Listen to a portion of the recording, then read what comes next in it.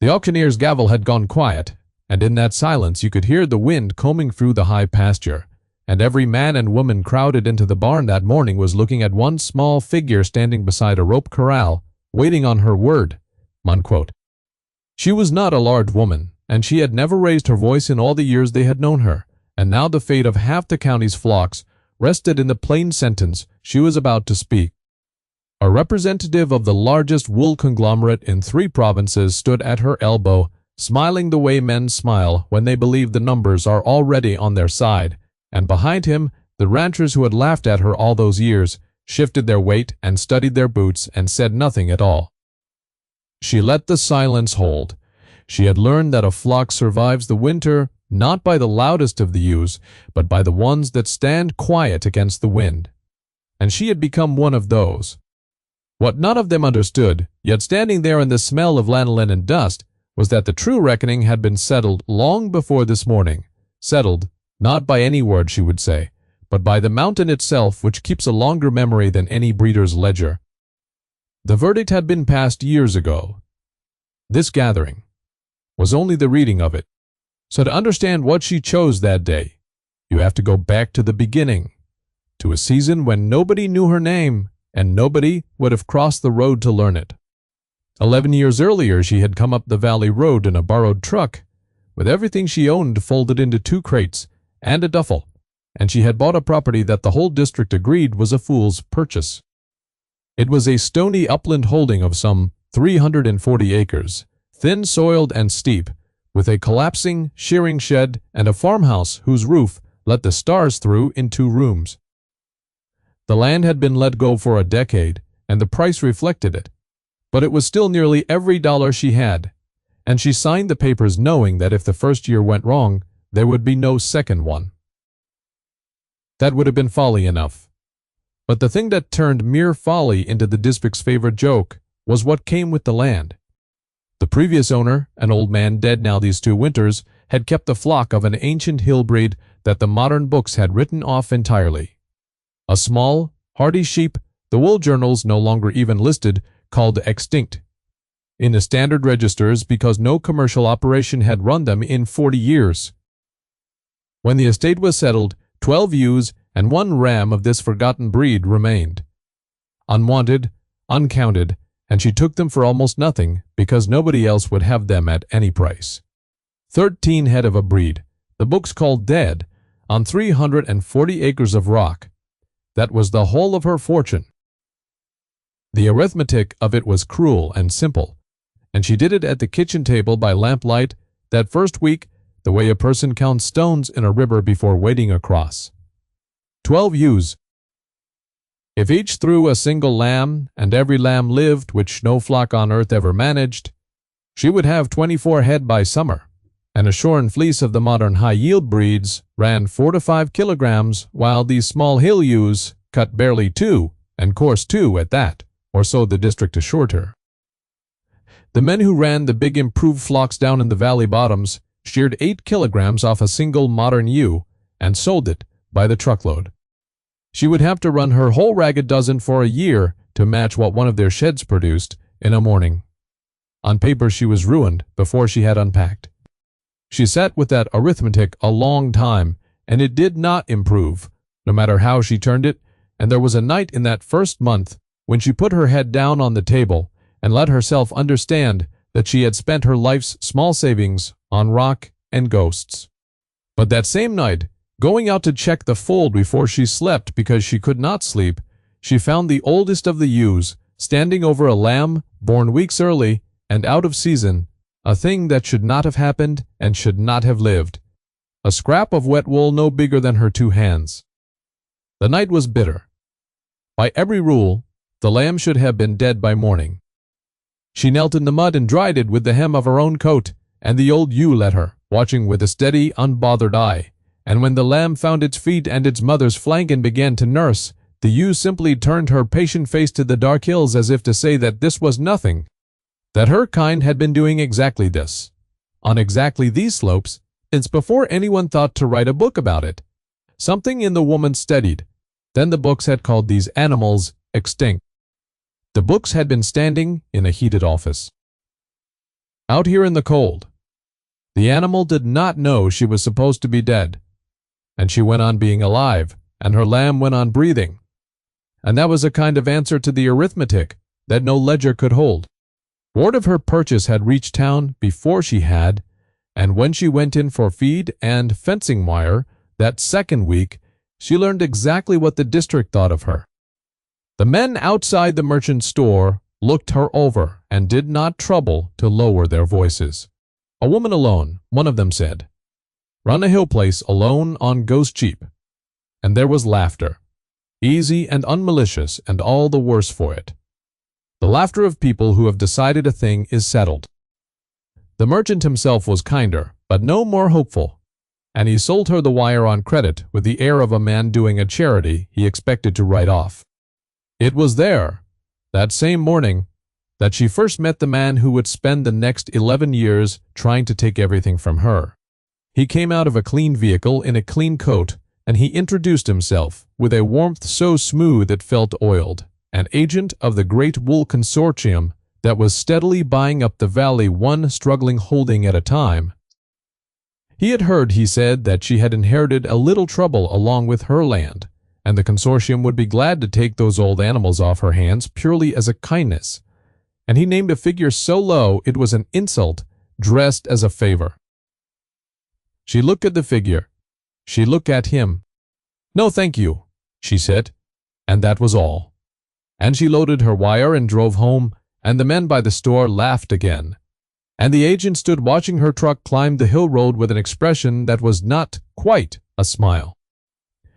That autumn was the loneliest labor of her life. She mended the fold walls, stone by stone, with hands that split and bled and then hardened. She patched the shed roof with salvaged tin.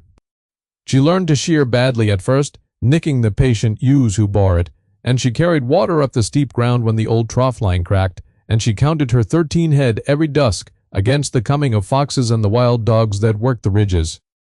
She was so tired some nights she ate standing at the window, and the arithmetic did not improve.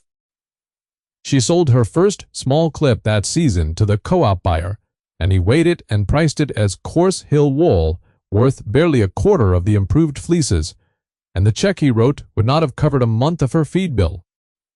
She drove home with it, folded in her pocket like a verdict.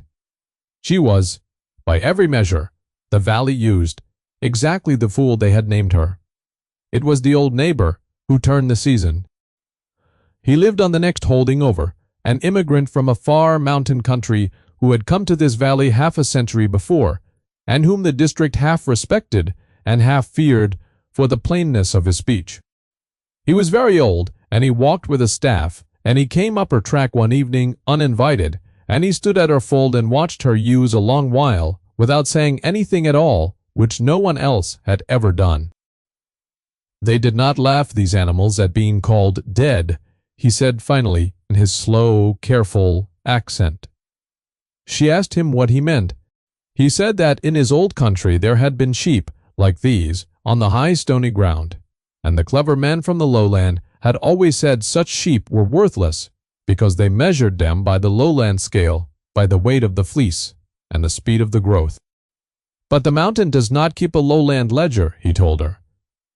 The mountain keeps its own book, and it writes slowly, and it only whispers what it has written, so that a farmer who shouts will never hear it. He set his hand on the wall. "You are trying to make these animals into the valley's animals," he said. "Stop, let them be the mountains." Then he gave her the practical key, so plain she had missed it. She had been buying feed to fatten them like lowland stock, and it was bleeding her dry. "Do not feed them," he said. "They were made by hunger and hard ground. Put them on your worst high slopes, the ones nothing else will graze, and let them do the one thing their nature is for, and count not what the fleece weighs, but what it is." And then he went home in the dark, tapping his staff, and left her to think. She did as the old man said, and it changed the arithmetic entirely.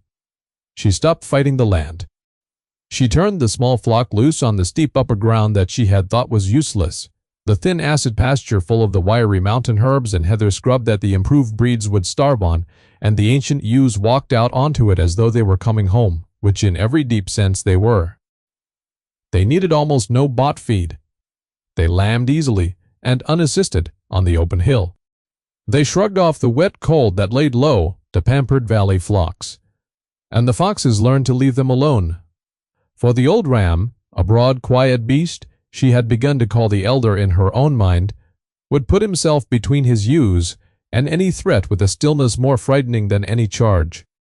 She stopped carrying water to them. They found the seeps themselves. And the flock that could not survive on paper began, slowly and invisibly, to thrive.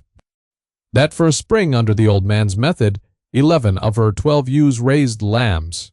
And every lamb lived, and by the end of it she had 23 head, where the book said she should have had ruin. There was a boy in this too. He came from the poorest family down the valley, a silent, watchful child of about 10, whose father drank the little the family had, and he took to walking the long way home past her track, and then to leaning on her wall, and then, without either of them quite deciding it, to helping. He never laughed at her, not once, which set him apart from every adult she had met in the district. He had a gift for the animals. He gave them names, all of them, the whole growing flock, and he knew each one by its face, the way the woman was only slowly learning to. He named the old ram the king, not knowing she had privately named him the elder, and after that she called him the king too, because the boy was right, and it suited him better. The boy asked hard, plain questions. "Why do the men say your sheep are no good?" he asked her once, "when they are the only ones on the whole hill that don't die." She had no answer for that, except the truth, that the men were measuring the wrong thing, and the boy nodded as though this were obvious, which to a child with clear eyes it was. His company was a warmth against the loneliness, and his uncomplicated certainty that her method made sense was, in those thin years, worth more to her than money. And there was in the third year a discovery she kept to herself, the way you bank a coal low under the ash to keep it alive through a long cold night. She had sheared the flock as always, expecting the same coarse clip the co-op buyer sneered at, but she had begun, on the old man's advice, to skirt and sort the fleeces by hand, separating the fine undercoat that grew close to the skin of these hill sheep from the coarse guard hair everyone had always lumped together and condemned. And when she teased that soft inner fiber out and rolled it between her fingers, she felt something the valley's bulk buyers, weighing whole fleeces by the kilogram, had never once bothered to feel.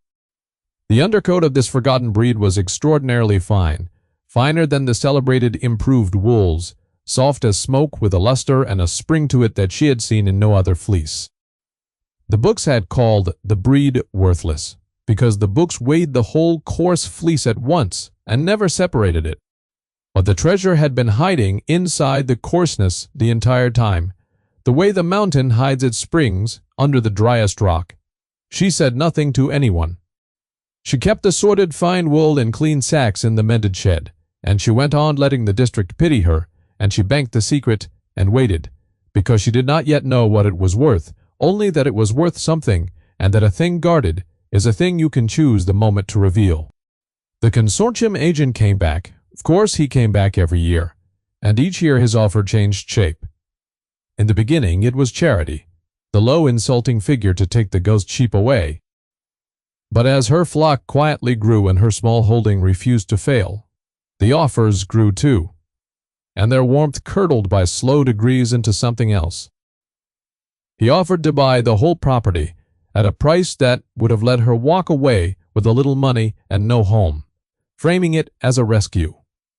When she declined, he offered a partnership that was plainly a swallowing.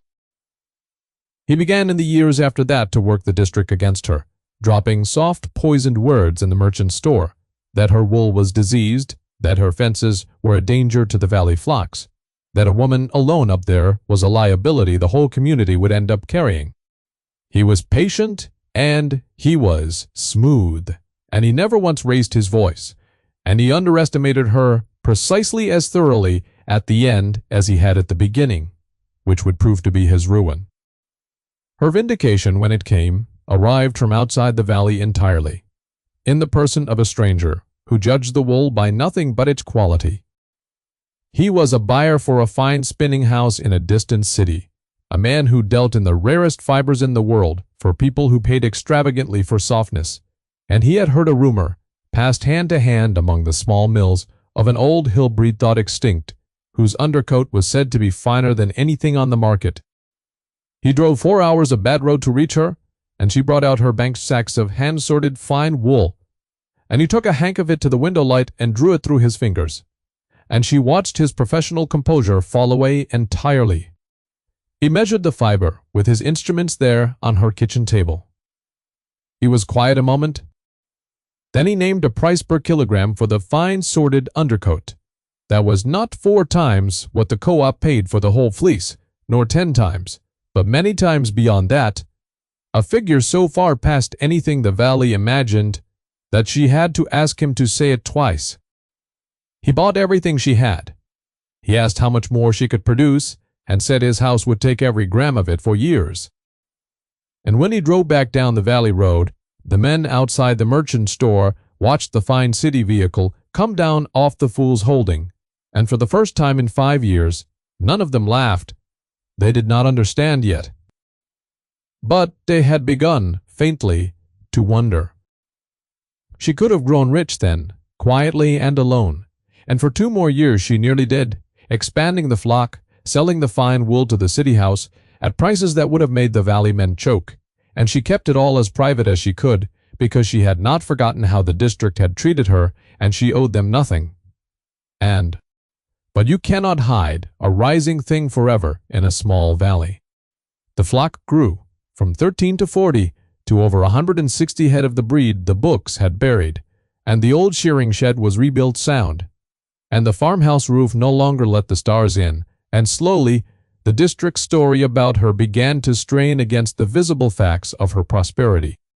The consortium agent saw it too, and his patience began at last to fray, because the very breed he had once tried to buy for pocket change was now the most valuable wool in the region, and he had missed it, and men like him do not forgive themselves for missing a thing, they only try harder to seize it. Then the catastrophe came.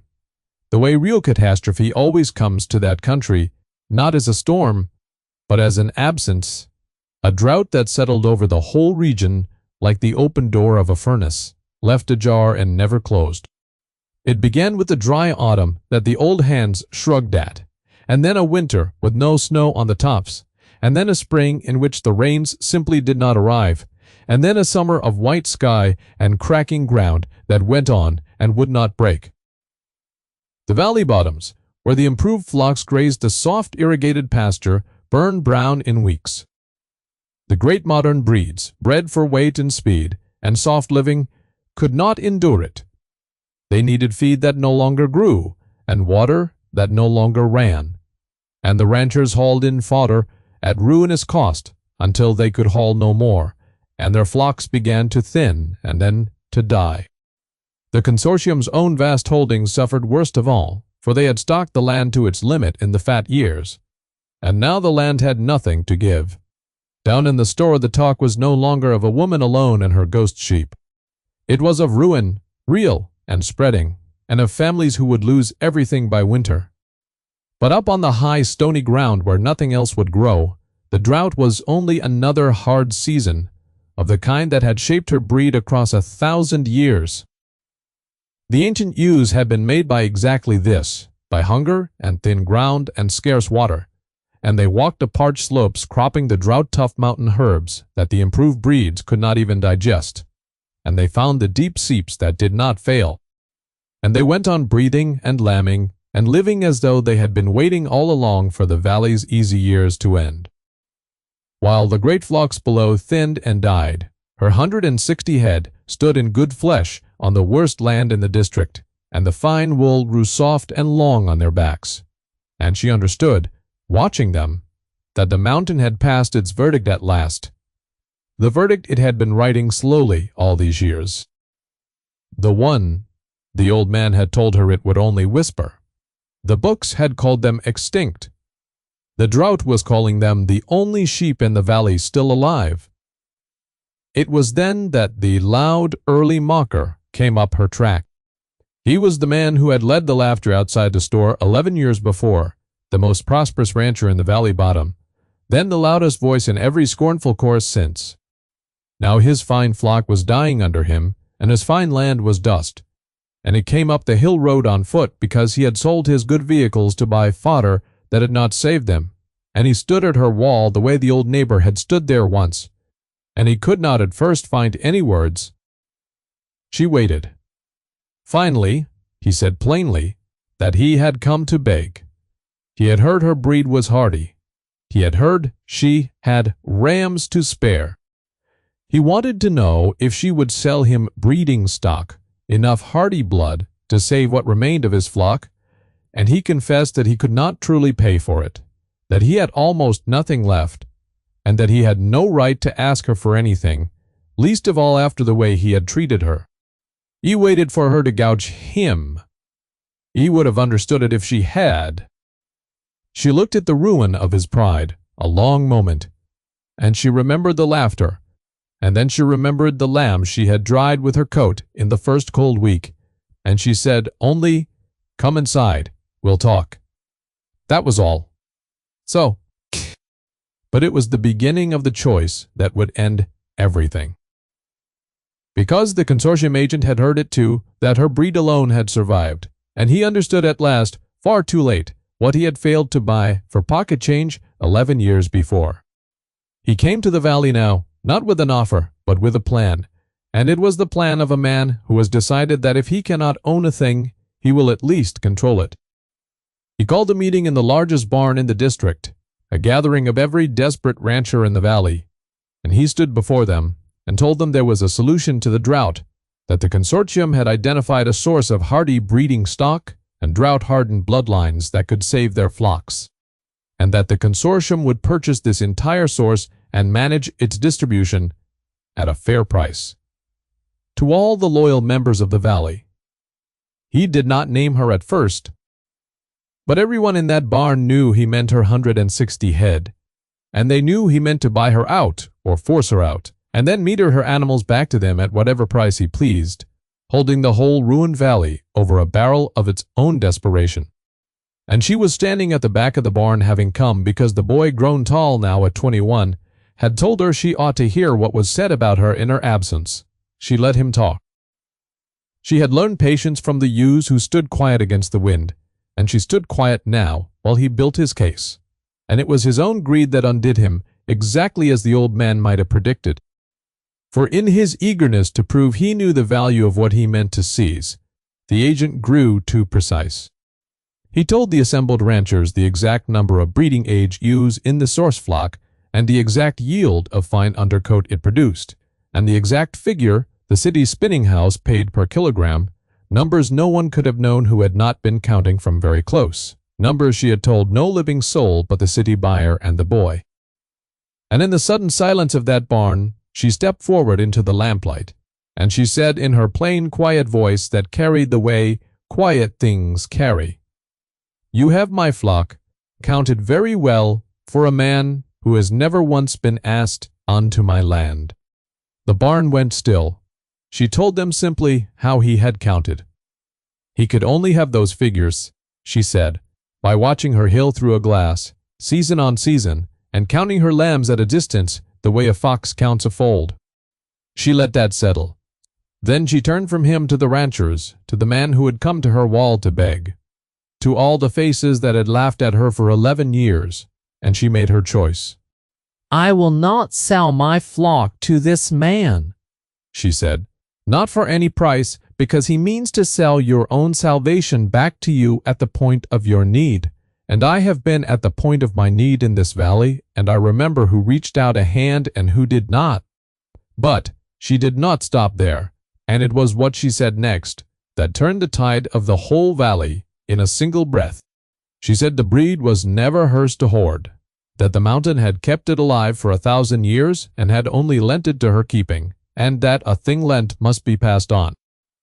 She would give breeding rams and in-lamb ewes to every family in the valley that needed them to save their flocks, and she would ask no payment for the animals themselves, not one coin, because you do not sell a gift you were given. She would ask only a fair wage for the labor of raising and delivering and tending them through the change, the plain cost of the work, and nothing on top of it, so that no family need go further into debt to survive. "Payment for the labor," she said, "never for the gift." The barn was silent, and then it was not silent. The tide turned in an instant, the way it does after long restraint.